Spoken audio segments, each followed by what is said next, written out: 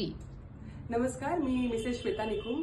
माझी मुलगी दिविशा निकुम आणि आम्ही इथे मॅम अश्विनी मॅम फडणीसकडे आलो जेव्हा ती 1 वर्ष 8 महिन्याची होती. दात पुढचे सगळे झिजले होते because of breast feeding. Yes, मॅमने सांगितल्याप्रमाणे मॅमने सांगितलं की व्यवस्थित होऊ शकतं बिकॉज तिचं पूर्ण दात झिजलेले, स्माइल वॉज बॅड आणि आम्हाला भीती होती कुठे पडली, काही लागलं, काही खायला गेलं तर इंजरी होऊ शकते आणि दिसण्यात पण खूप वाईट होतं. दुसरा बर्थडे अप्रोच होत होता.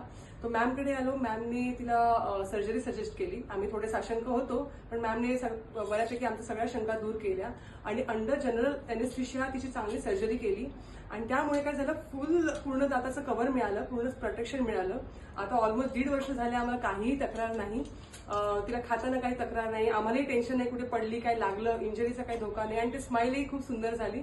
आणि रेग्युलर आम्ही चेकअप केले दिविशाचे व्यवस्थित. मॅमने तेही खूप सपोर्टिव्ह केलं आणि थोडेसे जनरल इन्स्ट्रक्शन सांगितलेले ते आम्ही फॉलो केले की काय खाण्यापिण्यामध्ये काळजी घ्यावी.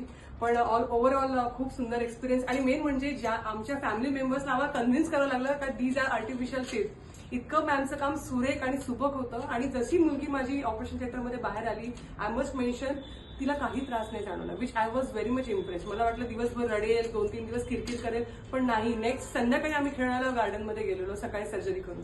So I just love the ma'am's fine work आणि very much thank you to ma'am Ashwini ma'am Phadnis.